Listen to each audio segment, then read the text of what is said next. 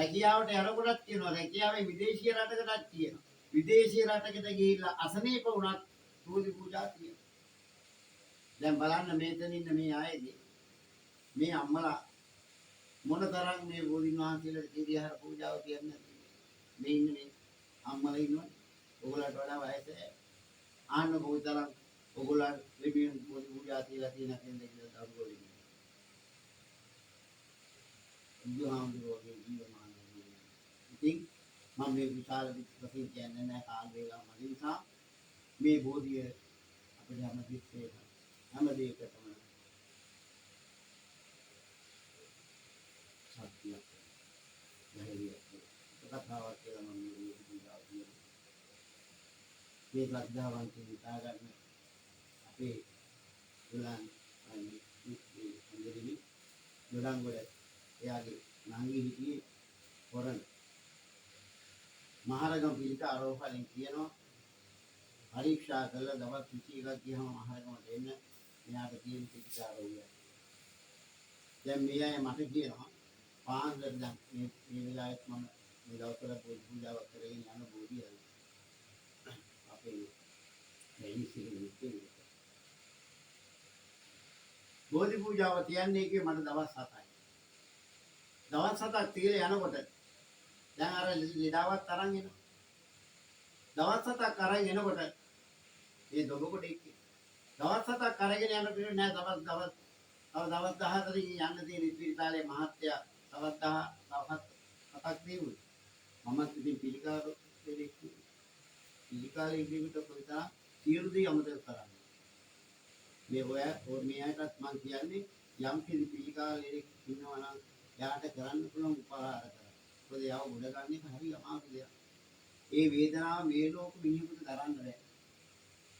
ඒ තරම් දරුණු පීඩාවක් තියෙනවා. මම මේ දෙවියන්ට බෝධි පූජා කියලා මම මේ කියන්නේ. දවස් 7ක් තිබුණා අපේ දුලන් මහත්තයෝ. දවස් 14ක් තියන්නේ කිව්වා.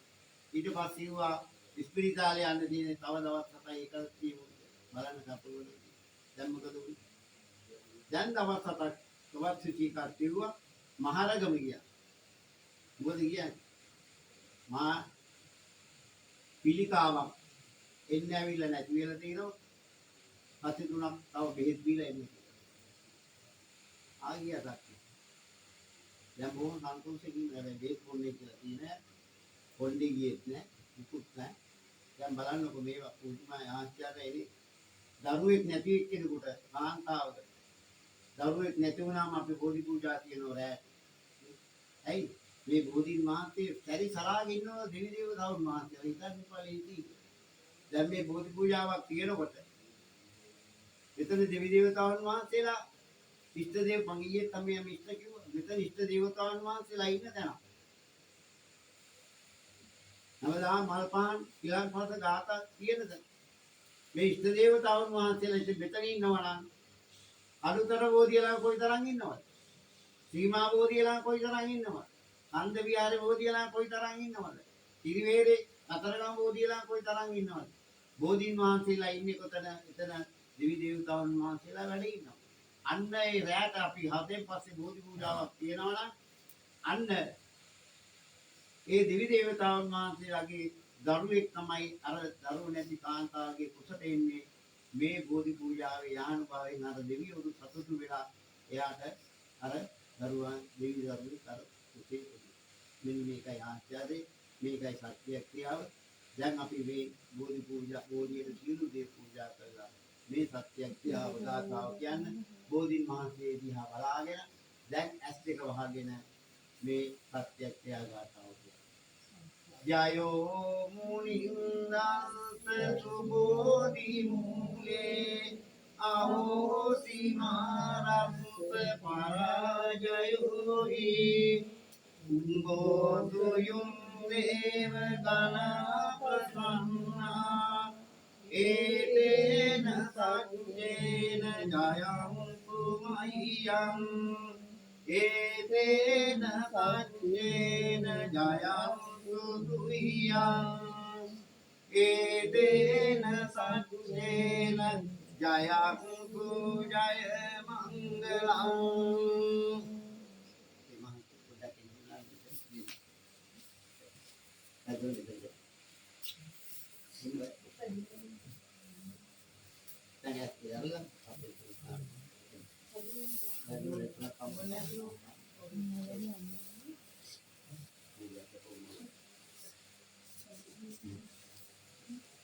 සම්බුදු හිමිට දෙවනක් නුඹෝ රජුට මේ මල් පුදන්නේ සමිඳුන්ගේ නමට බුදු හිමි කියා දුන්නේ මම ගුණ කඳට පළමුව වඳිමු බෝ සමිඳුන්ගේ නමට බුද බුද ලබාගත් සොද මේ ලෝරුකට මේ බුද කරන්නේ පිළියෙල කර හොඳට සියලුම අපල දුරු කරවා දෙන ලෙසට තානය සලසන්න බෝ රජුනේ අපට අන්තිම සපයි බෝ